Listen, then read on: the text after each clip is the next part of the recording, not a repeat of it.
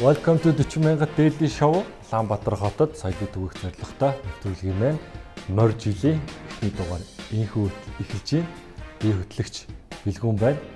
За өнгөрч 7 хоногт маш удаан уулзаагүй бас цагаан сар болж өнгөрлөө. За энэ хугацаанд бол маш олон сенсацтай үйл явдлууд болж өнгөрсөн. За эхний мэдээ Бямцод гишүүнтэй холбоотой мэдээ бичлэгийн бүхэн хаттай цэцгээ.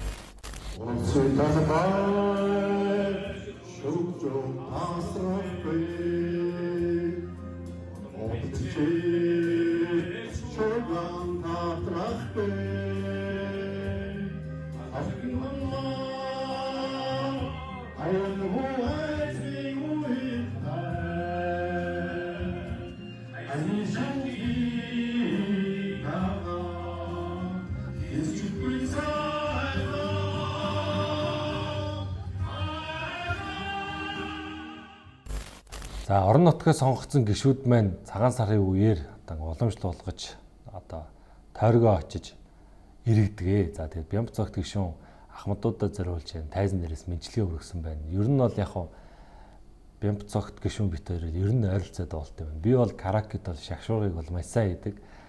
Бямцогт арга каракед дуулах мөчтөнд энэ өөрийнх нь туслахууд юм найзууд нь сомлцсон юм шиг байна те. Та лагд болж нэг тайзан дээр гараад дуулаач хувсаач таастаа мэдлэгээ өргүүлсэн ахмадууд уяраад алнаа барьна гэсэн юм шиг л дууллаа. За тэгээд манайх нэгийг хамаагүй сомлж байгаа тэгээд университет болон ойст оролцсон байдаг шүү. За эхний мэдээ нэг ийм мэдээ зөвлөж байна. За цагаан сараар маш ноцтой том асуудал гарлаа. Дарга нь ээж автаагаа золгоогүй байтал даргынхаа ээж автаа төрүүлжтэй золгоцсон маш том асуудал үүссэн байна. За тэгээд үйл болгоч тэр үеийн гадаа цэнгэлдэх хаалттай энэ урлагийн маань тоглолтоо хийж чадахгүй байгаа байдал үүссэн байгаа бах. Тэгээд тэрийг ч бодсноо тэр Улсын хурлын дарга учрлын аавын герт за манай урлагийн бөөнөрөө очиж өөрсдийнхөө тайлан тоглолтыг үзүүлсэн байна. За үүнийг ч гэсэн бэр нь их ойр ойрхон сошиалтай оруулсан. За тэгээд ийм сенсацтай цагаан сар болж өнгөрлөө. Улсын хурлын дарга учрлыг аав ээжтэйгээ залгахаас өмнө манай урлаг соёлынхан элит хүрээнд горилгосод төрүүлж залхан үндэсний телевизийн анкер ундрал нь бараг л шууд дамжуулалт хийв. Баг байхад хамаатны ах эгч нар авьяасаа үзүүлвэл бэлгийг чи өгнө гэдэг шиг хідэн дуучид маань энд тэнд залгах гэж очоод санаатай санамсаргүй ихэвчлэн хөгжимгүй дуулж минчиж зогсов. Шадар сайд ган хоёгийн орд хар шиг гэр хамгийн гоё өргөөгөөр шалгарав. Хамгийн олон рeel шуурхай хийж дамжуулсан хүн дид сайд дашны байв. Залуугаас даашка учрал хоёр маань аль аль нь өндөр сэнтэд дөнгөж суусны хүү элдв санаа суугаагүй хүүхдээрээ өөрийнхөөрөө баярлцгаав. Нэвтрүүлгээрээ би хэлээд байгаа Монгол улс хоёр ерөнхий сайдтай болцсон. За нэг нь бол учрал Улсын хурлын дарга уг нь. Гэхдээ уг нь яг намынхаа дүрмээр бол ерөнхий сайд болох ёстой. Гэлтэй аятай яг л ерөнхий сайдын ажлыг хийгээ яваад байгаа. За тэгээд ерөнхий нөгөө жинхэнэ ерөнхий сайд буюу Зандан Шатар байна бас ажиллаа хийгээд хөдөө орон нутгуудаар уулзалтыг яваад байгаа. Тэгээ энэ үеэрээ хийсэн гээд бичлэгүүд нь сошиал орчинд яваад тэгээ нэг их чим бичлэг надад үнэхээр таалагдсан. Тэгээ энэхүү бичлэгийг өнөр хамтдаа үзье. Би бол таныг ерөөсөө мөр зэрэгцээ сууж байгаа төрөөс төрсөн тэр бомтонгуудаасаа энэ хүмүүсээс эхлээсэй гэж бодож байна. Монголын залуучуудад залуу гэр бүлд аяйгүй жоохон мөнгө хэрэгтэй шүү дээ. Нэг залуу гэр бүлийг хоёр хүүхэдтэй залуу гэр их сайндаа нэг 150 сая төгрөг нэг ганц өрөө байрны мөнгө нэг нэг явж исэн нэг жижигхэн машины мөнгө нэг бизнесээ их нэг 10 сая 5 сая 30 сая дээдлний мөнгө хэрэгтэй. Энэ мөнгө хаагур алга болоод байгаа. Энэ мөнгө яагаад энэ ард түмний энэ улсын төсөв энэ байгалийн баялгаас орж ирж байгаа мөнгө яагаад энэ өнөөгийн залуучуудын амьдралд бизнест нь өөр өгөөж өгөхгүй байгаа. Айдлагчид та хамгийн түрүүнд мөр зэрэгцэж байгаа, намдаа байгаа, баг хурлын гишүүд хамгийн баян энэ хүмүүсээс сэгцрэх хөдөлгөөнөө эхлээсэй. За үнэн штэ тий би энэ бол их чинь яриад бол 100% санал нийлж байгаа. Тэгээд манай дарга нар ингээд зэгцрэх хөдөлгөөн ямар нэгэн хөдөлгөөн арга хэмжээ аавн сайжруулах хэрэг манусаас эхлэх гэдэг. Манус нь бол мөрөөрөө татвараад л нийгмийн даатгалыг цалин дээрээсээ бараг 40% татвар төлөөд мөрөөрөө л амьдарч байгаа шүү. Энэ Монголын асуудал болоод байгаа энэ Монгол ардын нам буюу энэ Зандан Шатар даргыг яг хажууд нь суугаад байгаа энэ Монгол ардын намын гишүүд чинь Монголын асуудал шүү. Эдгээрийнхээ авилгалын асуудал, эдгээрийнхээ холбогдсон асуудал эдрийнхээ эдэн шуушиг энэ зэгцрэх хөдөлгөөнөөс эхэлсэн зөв шүү. Тэгээс маниусаас эхлэх нь буруу. Тэгээд зэгцрэх хөдөлгөөнөө энэ Монгол ардын намаас эхлэсэ гэж бас энэгчтэй санал нэгээр хэлмээр байна. 40 мянгат дээли шоу үргэлжлэж байна. За цагаан сарын шөнийн 2-оос эхлэн маш том халуухан сэдв болсон Нара гишүүнтэй холбогдолтой асуудлууд байна. За тэгээд бараг 4-5 хоног үргэлжлэн энэхүү сенсацийг би нэг системтэйхэн тайлбарлах гэдэг үзье. За шөнийн 2-7-3 за энэхүү постерыг Нара гишүүн өөрийнхөө сошиал орчноор тавьж энэхүү постер дээр юу гэж асуусан бэ гэхээр одоо онгорхоо байгаа караоке байна уу гэсэн. За тэгээд хүмүүс энийхэн доор маш олон хүмүүс бичээд төрийн гишүүн байж одоо энэ юм бичлээ нэ дээр яг уу улсын хурлын гишүүн төрийн төвшин ч гэсэн бас караоке туул яг уу тэг гол нь энэ коммент хийсэн хүмүүстэй бас хайр найргуу хариулт өгөх юм аа. За эхний асуудал ингэсэн. За тэгээд нэг бичлэг үзсэн манай гишүүн маань ер нь караокего болоод караоке үзсэн. Бичлэг намтаа үздэг.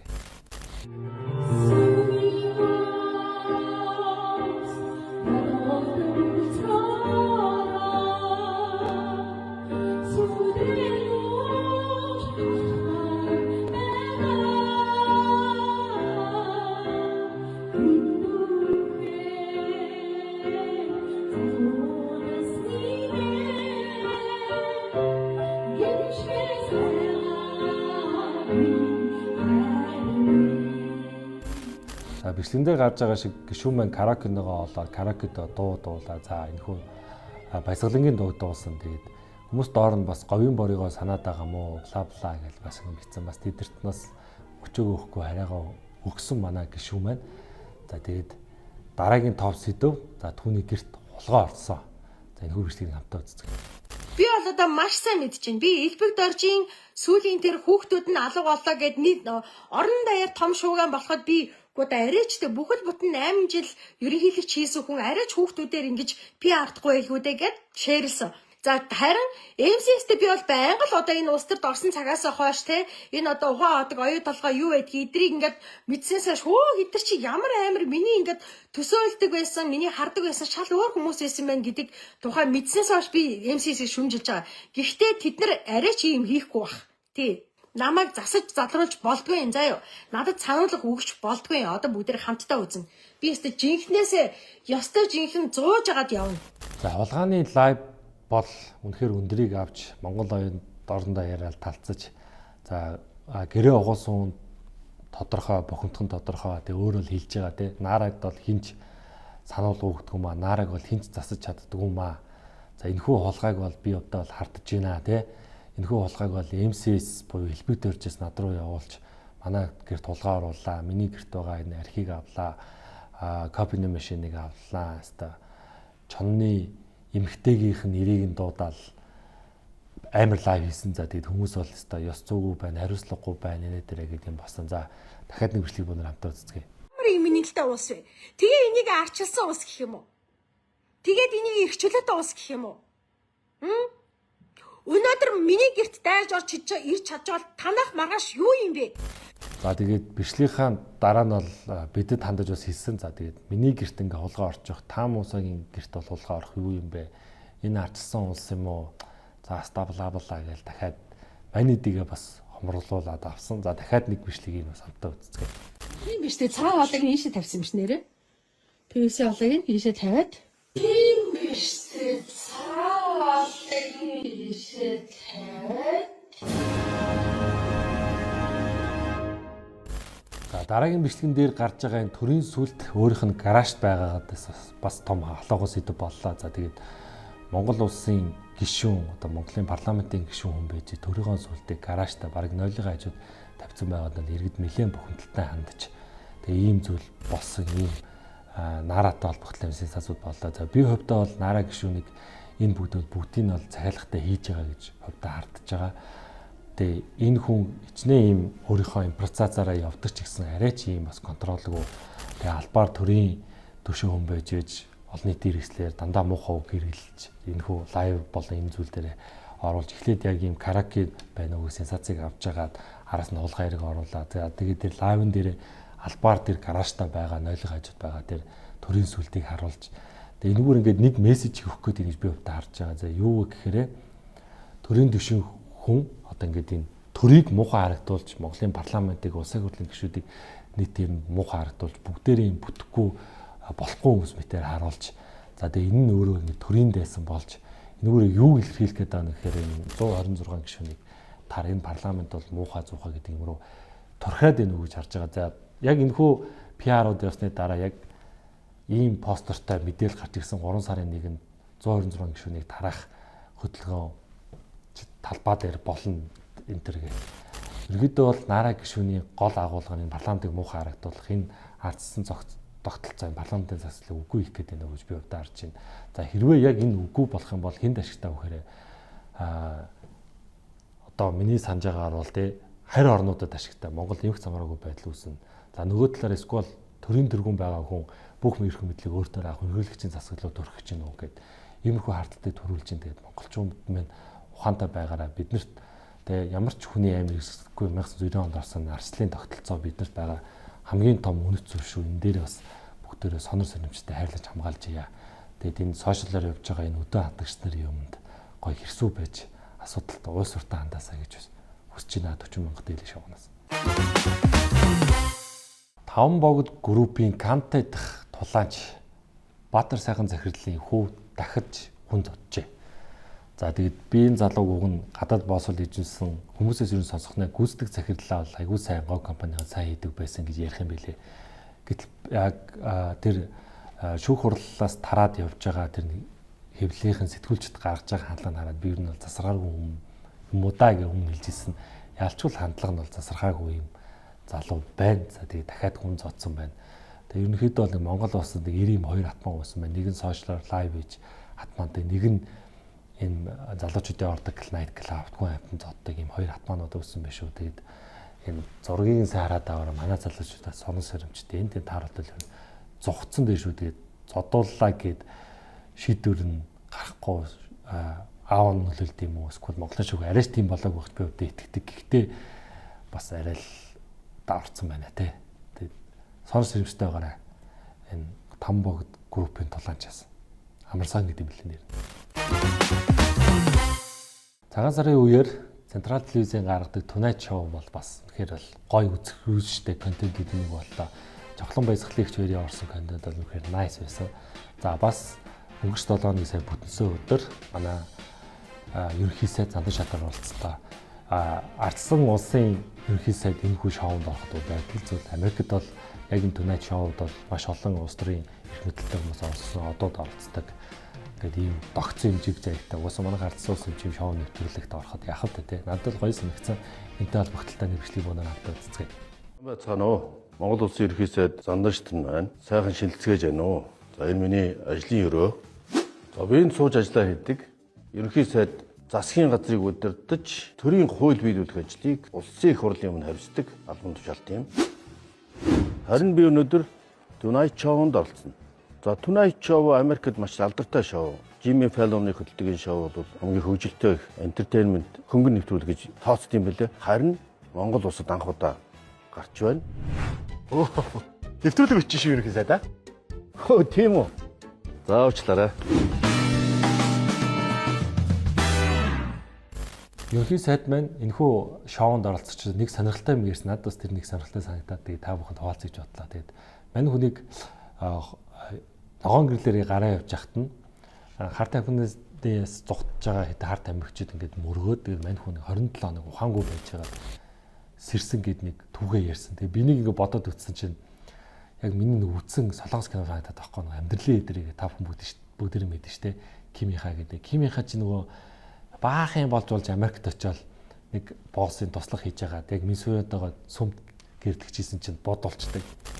Тэгээ бодуулаад Минсуя нөгөө сүмийн хаалга онгоогоо хойшоо эргэж мэргэж хараал нэг юм хэсэг болдсон шүү дээ. Тэгээд баг 3 сар гэлөө 6 сар ч гэлөө ухаангүй байж байгаа сэрэнгүүтээ Минсуяно гэж сэрдэн шүү дээ. Тэгсэн чинь мань ерөнхий сайд маань сэрэгтэй болохоор би одоо л Монгол улсыг зэгцрүүлээ. Энэ олон асуудлыг зэгцлэе. Энэ асуудлыг бий л зэгцлэх юм байна гэж ирсэн гэд. Тэгэхээр бас хямартай сэрдэг юм байлаа шүү. Тэгээд яалчгүй бас л ерөөсөн ундаггүй те улсын хурлын сонгуульд ялагчаад ерөнхий сайд болж чадсан бас амар том хямартай энэ ховд тайлантай юм шүү. Тэгээд бас тонет шоуд оролцсон байлээ. 40,000-т дээлээ шоур гэлжээ. Улаанбаатар хотод соёлыг түгээх зорилготой 40,000 шоуны маань хотын соёл булаа эхэлж байна. За би энэ удаагийнхаа хотын соёлын уриалгаараа парламентын засаглалаа хайрлаж хамгаалж ойлгоё гэдэг сэдвийг уриалгаж байна. За тэгээд яагаад ч юм ингээд сая өвлөөс хойш та бүхэн анзаарсан бах те Монгол хавар болохоор Непалдээ хавар болохоор энэ ард түмний бослог гаргая. За хавар болохоор эдгэрт хариуцлага тооцъё гэдэг. За энэ нь бол зөв хариуцлага тооцох цаг нэгд өнгөрсөн. Бид нэр хариуцлага тооцохдоо ерөнхий сайд болон энэ олон сайдуудыг хийж байгаа энэ хүмүүст хариуцлагыг тооцох хэрэгтэй. Бид нэр парламентын засаглалаа хайрлаж хамгаалах ёстой шүү. Энийг ялгаж салгаж ойлгоорой гэж би нэвтрүүлгийнхаа үзэгчдээс хүсмээр байна. Тэгээд Монгол улсад бол парламентын засаглал 1990 онд ямар ч хүний амь эрсдгүйгээр бидэд олцсон маш том үнэт зүйл. Энийг одоо буруу хүмүүс төрд гарч буруу өмнөийг сонгосноос бидэрт хор хөнөөлт юм шиг харагддаг. Хэвээ Монгол парламентын засаглал байхгүй болвол хэн ашигтай вэ гэх юм бол хоёр оронд манай орондоо хөс залгаа байдаг хятад Монгол хоёр бидний энэ парламентын засаглал руу Монгол улс руу бодлогоо оруулахад амархан болно. Магадгүй ерөнхийлөгчийн засагтай болох юм бол энэ хоёр орны нөлөөнд автах магадлал ирсдэг. Бид нар энэ парламентын засаглалаараа энэ хайр ордоос ирдэг ийм янз бүрийн шахал дарамтуудыг парламентын засаглал дээр ухаалгаар шийдэж, зайл гаргаж ингээд шийддэг. Парламентын засаглал биднийг одоогийн хүртэл хамгаалж байгаа. Энэ геополитикийн хүнд энэ байршаад байдаг Монголын орнд парламентын засаглал хэрэгтэй.